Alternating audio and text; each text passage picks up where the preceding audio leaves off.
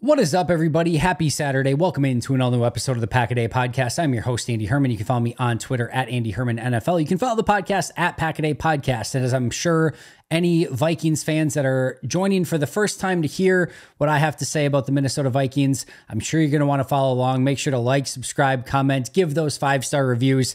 Always appreciate it a ton. Of course, make sure to check out those Pack-A-Day Podcast YouTube memberships as well. We're not messing around today. We're getting right down to business. And we're going to discuss these Minnesota Vikings that had a disappointing 2023 season. Things were going along pretty well until Kirk Cousins and the Vikings came to Green Bay. Kirk Cousins suffered a torn Achilles, and that would do it for Kirk Cousins' time in Minnesota. He, of course, signed with Atlanta in the offseason. The rest of the season for Minnesota was a mess. They went through a variety of different quarterbacks, Nick Mullins, Jaron Hall, Josh Dobbs, trying to figure out something that would work. Nothing really worked, and their season came to a abrupt end. And it was basically over as soon as Kirk Cousins suffered that injury. The Packers went 1-1 against the Vikings a season ago, and now the Vikings had a very interesting 2024 offseason that saw, again, Kirk Cousins go to Atlanta and Minnesota bring in 2 new quarterbacks. We're going to do it a little bit differently than we did our Bears episode yesterday. Not quite as chronologically. We're going to kind of go through all the different means in which the Vikings changed over their roster. Let's start on the coaching side of things. Pretty much the same coaching roster intact. However, one key signing this offseason from a coaching standpoint, that was Josh McCown. They signed him as a quarterbacks coach. And why that's so important is because of that quarterback that they did draft in the first round, JJ McCarthy. Josh McCown is known as somebody that is very good and adept at developing quarterbacks, and he should be somebody that helps out both these new quarterbacks and really all the quarterbacks in Minnesota. So I think that was actually a big-time hire by Minnesota. Well done by them, and we'll see if he can be of assistance to these young quarterbacks, specifically JJ McCarthy, as they try to get him off on the right foot in Minnesota. They had quite a few free agent losses, Kirk Cousins being the biggest, who has gone on to the Atlanta Falcons. They also lost Danielle Hunter, their big-time pass rusher. He goes to the Houston Texans. Jordan Hicks, the linebacker, goes to Cleveland. Hakeem Adeniji, rotational offensive tackle, he goes to Cleveland as well. Marcus Davenport, the edge rusher, he goes to Detroit. DJ Wanham, another rotational edge guy, he goes to the Carolina Panthers. Kyrus Tonga goes to the Arizona Cardinals. Austin Schlottman, New York Giants. Troy Dye, the linebacker, goes to the Chargers. KJ Osborne, the receiver, goes to the Patriots. Oli Udoh goes to the New Orleans Saints, rotational offensive tackle. Josh Dobbs, the quarterback, goes to the 49ers. And of course, most importantly, Greg Joseph, their kicker, goes to the Green Bay Packers. They lost all of those players in free agency. So some fairly significant losses, including the 2 big ones in Kirk Cousins and Danielle Hunter. They also released 2 players, Alexander Mattison, the running back, as well as former Packer Dean Lowry. Now, this was not an instance where the Vikings said, you know what? We're going to transition to a younger quarterback. We lost all these guys in free agency. Kirk Cousins went and signed a big contract elsewhere. We're going to sit out free agency for now, and we're going to start getting younger, and we're going to kind of do a rebuild thing. No, not even remotely. They brought in veteran players, and they are still looking to compete right now. I actually, personally, believe that this was probably a mistake. I think they are going to get caught in no man's land. I think they're going to get caught in the worst place that you could possibly be, right in between a rebuild and trying to compete. And you end up in that 7-9, 7-10, 6-11, sort of maybe 8-9 area. And that's the area you never want to be in. An area where you're not competing, but you're not bad enough. You're not rebuilding at a full level. You're spending a lot of free agent money and resources on veteran players that aren't going to get you over the hump now. It could end up really backfiring on them. But to Minnesota's credit, they said, you know what? We'll see what we can do at quarterback. We're not just giving up. We're going to keep competing. And they went pretty aggressive in free agency. Of course, one of their biggest free agent signings still hurts very much to say, Aaron Jones. Clearly, again, not a 23, 24-year-old running back here. He's 30 this year. He's going to be an older back for them, but they go out and sign Aaron Jones, which I think is a very important signing for them. Certainly going to help their rushing game in a major way if he can stay healthy. They then go get Jonathan Grenard, basically a trade, not in actual trade, but Danielle Hunter goes to Houston from Minnesota. Jonathan Grenard goes from Houston to Minnesota. And another key pass rusher here. He had a really nice season in Houston. This is a spot where they do get a little bit younger, going from Hunter to Grenard. Really liked Grenard overall, coming off the best season of his career. That's a big time signing for them. He's going to fit very, very well in this Brian Flores defense. Another player that I like, Andrew Van Ginkel.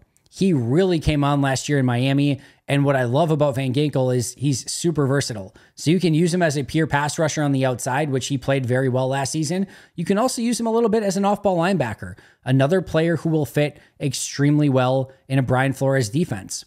A linebacker that I was kind of hoping Green Bay was going to take a closer look at as an off-ball linebacker, Blake Cashman.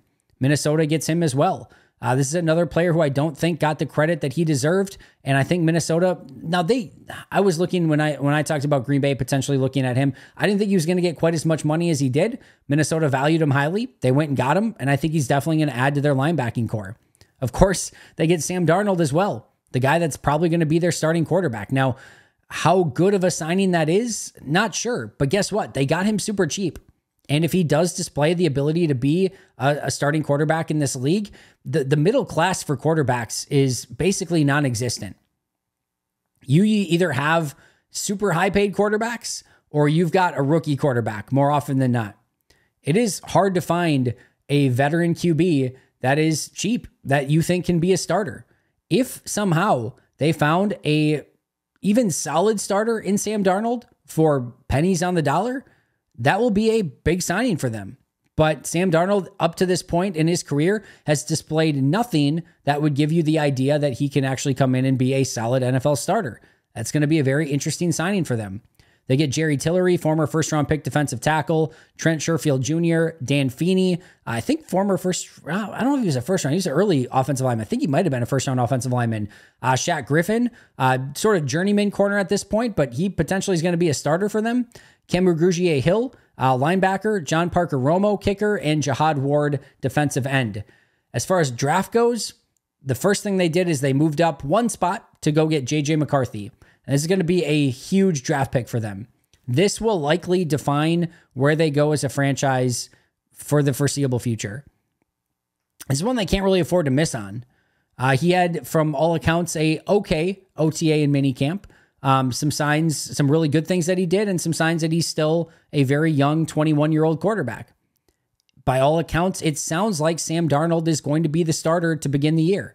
A lot can happen between now and week one, and in all likelihood, J.J. McCarthy's going to get the reins handed to him probably sooner rather than later, but it does sound like Sam Darnold is on track to be the starter, and J.J. McCarthy will start the season on the bench, working as more of a developmental guy. We'll see how that goes. They go get Dallas Turner. Now, they gave a lot to move up a couple different times to go up and get him, but got arguably the best pass rusher in the draft. We'll see. There's certainly a couple others, Jared Verse and Latu as well, that will be in that conversation. But Dallas Turner, big-time draft pick, big-time defensive player, and they aggressively go and get him. He's going to be somebody that, I know I said this with the other two pass rushers, but I believe it here as well, is going to fit very, very well in this Brian Flores defense. Then they basically don't have a ton of other draft capital. The remaining draft capital they had after those two first-round picks, they had a fourth-round pick, 2 6, 2 7s, and that was it. With the fourth-round pick, they took Kyrie Jackson, corner I wasn't in love with out of Oregon. We'll see what he does in Minnesota.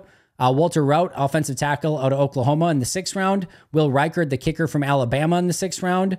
Michael Juergens, a center from Wake Forest in the 7th. And then Levi Drake Rodriguez, a defensive lineman out of Texas A&M Commerce in the 7th round as well. What we should note here is that Minnesota did do a pretty great job in not giving up a massive amount of draft picks to go up and get J.J. McCarthy. I think that would have been a pretty big mistake. And it clearly would have been a mistake because they were able to get him at pick 10. Now, they may have been able to get him at pick 11, but they just made sure and moved up one spot and gave up just a little bit to go up to that one spot and get him, make sure nobody else was going to move up and steal him. But there were a lot of talks that Minnesota was going to have to move into the top 5 of the draft if they wanted to secure J.J. McCarthy. And they played a little bit of a gamble, and they thought that nobody else was going to take him. Nobody else did. Nobody traded up for him. They move up one spot to get him, and they didn't have to give up anywhere near as much in that they would have had they wanted to go up to pick 4 or 5 to go and take him. They stood still, they stayed patient, and that ended up being a huge win for them because there were talks that maybe they were going to have to give up that other first-round pick or maybe more. They may not have Dallas Turner right now. In fact, I can almost guarantee you they would not if they aggressively moved up to pick 4 or 5 to go get J.J. McCarthy. And there would have been other, probably consequences of moving up as well. Instead, they stayed patient. They still got their guy. Now, whether he ends up being the guy and a great NFL quarterback, that will remain to be seen. But they did do a nice job in staying patient and not giving up the farm for McCarthy and rather just moving up one spot to get him. All right, here's how the depth chart plays out for Minnesota based on all of their losses, all of their signings, their releases, and of course their draft as well. Quarterback, they have multiple guys. They still have Jaron Hall and Nick Mullins on the roster as well. But Sam Darnold and J.J. McCarthy are going to be fighting for that number 1 spot. Like I said, all indicators are that Darnold's going to be the guy and McCarthy will start the season on the bench. But those are the 2 main quarterbacks here for Minnesota. At running back, Aaron Jones is going to be their 1, and we'll see how much he can play this season after all the injuries he had a season ago in Green Bay. Ty Chandler will be there 2, and Kenny Nwangwu will probably be their primary kick returner and potentially be their number 3 running back as well. They've got CJ Ham as fullback, Jordan Addison, Justin Jefferson, Brandon Powell, Jalen Naylor, Trent Sherfield at wide receiver. Of course, one of the best 1-2 wide receiver duos in all of football in Justin Jefferson and Jordan Addison. Depth does definitely fall off a little bit after that. Tight end, they got TJ Hawkinson, Josh Oliver, Johnny Munt, and Robert Tonyan.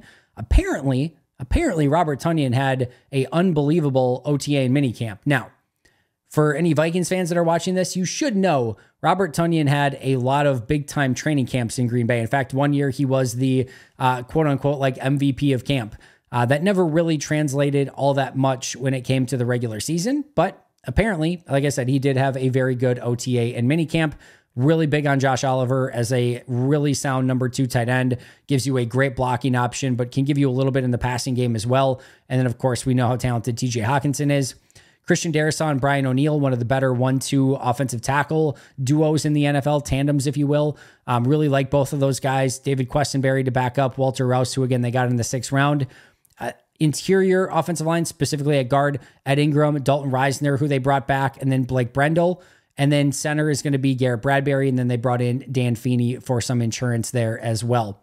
Defensive line on the interior, they got Harrison Phillips, Jerry Tillery, Jonathan Bullard, Jaquelin Roy, and Levi Drake Rodriguez.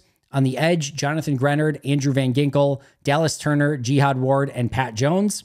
Linebacker, Blake Cashman, Ivan Pace, their big-time undrafted free agent find from a season ago, Brian Asamoah, Camu Grugier-Hill. Corner, Byron Murphy, Shaq Griffin, Mekhi Blackman, Kyrie Jackson, Caleb Evans, and Andrew Booth.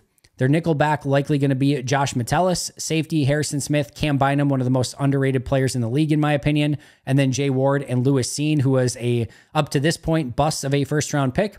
Kicker, Will Reichard. Punter, Ryan Wright. And long snapper, Andrew DiPiola. Question marks. Number 1 has to be quarterback. When does J.J. McCarthy take over? How good can Sam Darnold be? Is there any sort of career bounce back for Sam Darnold, former top 5 NFL draft pick? Indicators out of Minnesota not just are that he's starting, but that Darnold's off to a really good start. I do really think that Kevin Stefanski is a great quarterbacks coach. I think he builds an offense that's very well-rounded and dedicated to helping out his quarterbacks. And I think, like I said, I think overall he's very smart at doing it. So it wouldn't shock if Darnold or McCarthy can just be solid, average. The offense kind of takes care of itself, especially when you've got guys like Jordan Addison, Justin Jefferson, TJ Hawkinson, Aaron Jones, and a pretty darn good offensive line. That stuff will take care of itself for you. But the quarterback will need to be an important piece of that if this Vikings team has any aspirations above that middle level, no man's land, 7-10, 8-9 sort of season. Number 2 question to me, and their biggest weakness in my opinion, corner. Byron Murphy, solid. Shaq Griffin, at this stage of his career, not great. Mekhi Blackman wasn't good a season ago. They get Kyrie Jackson in the 4th round. Caleb Evans is meh. Andrew Booth has not worked out, former 2nd round pick. Josh Metellus, solid nickelback. Like I said, I really love Harrison Smith and Cam Bynum at safety, but the corner position in particular, to me, leaves a lot to be desired. It is a big-time weakness for them. The interior defensive line as well. I like Harrison Phillips, really good player. He's kind of a guy that you want as one of your solid, maybe number 2 defensive tackles, but they really don't have anyone else that they can count on. Rotation players in Jerry Tillery, Jonathan Bullard, and Jaquelin Roy for sure, but nothing that's going to, strike fear in opponents. So I think that leaves a lot to be desired. And then even the interior of the offensive line, Garrett Bradbury's up and down, a little bit inconsistent, not maybe too dissimilar to Josh Myers in Green Bay. Ed Ingram, solid rookie season a year ago. They're looking for him to take a jump. They bring back Dalton Reisner. Blake Brendel will compete with him at that other spot as well.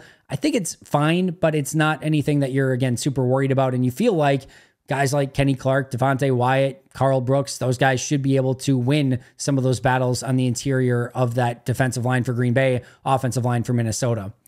My overall verdict here for Minnesota, what they can be, should be in 2024. One, I think they're worse than what their starting group was in 2023.